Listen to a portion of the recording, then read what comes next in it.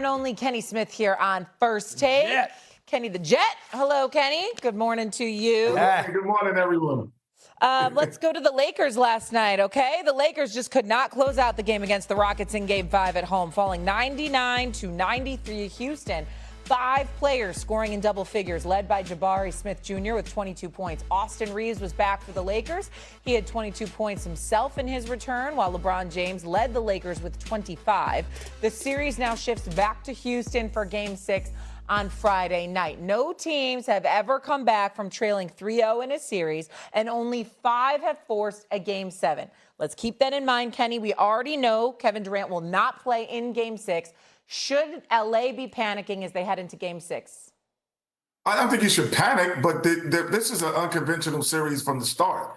You know, the two of the best players, best scorers rather, with Austin Reaves and Luka not starting, Kevin Durant not playing. So all bets are off about no team has ever done it or all teams should do it, because this is an unconventional series. It does not make sense, because the best scorers, the 3 best scorers inside of the game, are not playing. And the first one came back yesterday. So all bets are off. There's no reason to panic, but there's no reason to bet the odds either.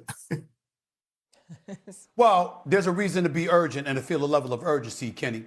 There's no doubt about that. And we don't have to worry, to you and Wilbon, we don't have to worry about no damn panic button. They don't have to press the panic button. Everybody else gonna press that damn panic button. The Lakers lose Game 6. You up 3-0, and then now it's 3-3. And you're a franchise, meaning the Lakers franchise, that gives up a 3-0.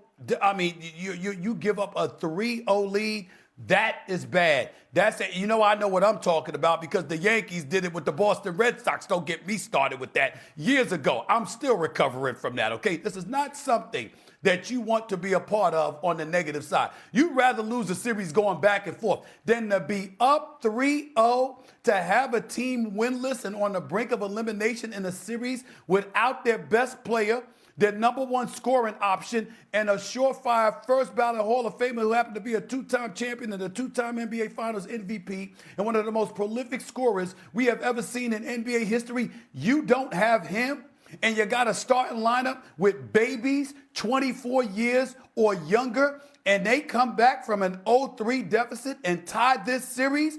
The hell with the Lakers hitting the panic button. Everybody else gonna do it. And because of that, a Game 7 at Crypto.com Arena, with LeBron James being associated with that comeback on a part of the Houston Rockets on the negative side. Oh my Lord, the narratives, the headlines, the pub, the spotlight. You talk about a magnifying glass descending upon Crypto.com Arena in Tinseltown. They will have that this weekend. If the Lakers lose Game 6, you can bet the house on that. Oh, by the way, I'm in LA already. I knew Stephen A. was. I've been here the whole week. I'll be there for that. I've seen him in person. Kenny, I love your characterization of this series as it doesn't make sense, because that's it. It doesn't make sense. Yeah. Some of the back and forth last night, and I stayed up for the last drop of you and Shaq and Charles and Ernie watching you guys last night. I kept waiting. I don't know about you guys. I kept waiting for the Rockets to, who major in stupid a lot of the times, I kept waiting for them to blow it. And I'm like, between missed free throws, bad decision making, turnovers, and just I kept waiting for the Rockets to blow it. They didn't. They held it together, even with that young crew out there without their closer, Kevin Durant. So they didn't blow it. I think they have all the momentum, but I don't want to try to make too much sense of this, because, as you said, thank you, it doesn't make sense. This whole series hasn't made sense. Austin Reaves, I do think that was sort of predictable, that it was going to take some time to reincorporate him into that lineup. We said it all the time in the regular season when guys are out for a few weeks. But will Austin Reaves be himself very quickly in this next game, his second game in the series? We have no idea. We have no idea what's going down, which is part of why this series is now so irresistible. The one thing that you can always say if you're a Laker fan, you go, well, this isn't LeBron James' team anymore. Our best player is Luka Doncic. Luka is our player. This is the team that's built around. This is how we became the 3 seed, because Luka had an MVP season.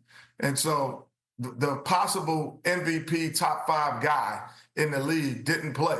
And so if you're a Laker fan, you can hone on that. And if you're a Rocket fan, you go, well, we built this team with Kevin Durant being our closer and he's not playing. So there's no way that I don't think either team can be so panicked. But I will say this, the Lakers will hope that Austin Reaves has the Joel Embiid effect, meaning on his second game back, he has more rhythm, he understands the continuity of it, and plays at a higher level in terms of proficiency, not go 4 for 16. Well, I think that you're going to need that from him, and you're going to need a Herculean effort from LeBron James in order to win a Game 6 in Houston. And what I suspect, Kenny, is that the Lakers, the minute there's resistance from the Houston Rockets, I think the Lakers are going to fold in Game 6, preserving their energy for Game 7. See, I would think differently if it were Luka and Austin Reaves, because you've got youth on your side. Somehow, some way, LeBron James at age 41 is in better shape than Luka Doncic at age 27. Figure that one out for another day.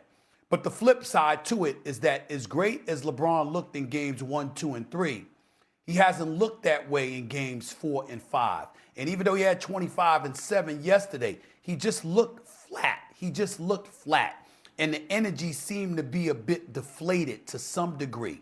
And knowing LeBron the way that we do, yeah, if you strike blood, you can be like a shark in blood-infested waters. I get that. But if that's not the case, and Houston comes out early in attack mode, and they're effective, then now you got to make business decisions, because it's like, okay, how much energy am I going to have for Game 7 if I go all out right now in Game 6? And I think that is what is going to propel Houston to force a Game 7. That's what I'm thinking is going to happen, fellas. Well, I would say this. If I have 2 games and I need LeBron James to be great in one, I'll take those odds. That's all. I would take those odds if I'm a Laker fan. I just need him to be great in one more game. I would take those odds. I wouldn't say he could be great in 2, but I would give him that one. And this is very difficult task for the Houston Rockets. Yeah. Okay. Well, Game 6 is in Houston. Game 7 will be in LA. We would assume maybe we'll see that magical show from LeBron in LA, but time will tell. Wilbon, goodbye. Thank you for hanging out with us here on First Thanks Take. for having me. Appreciate it. Chicago in the building. See you somewhere next week. Who knows where we'll be? 6 Game 6s. We could be all over the universe next week. All over the place. All over the place. All right. Coming up here on First Take.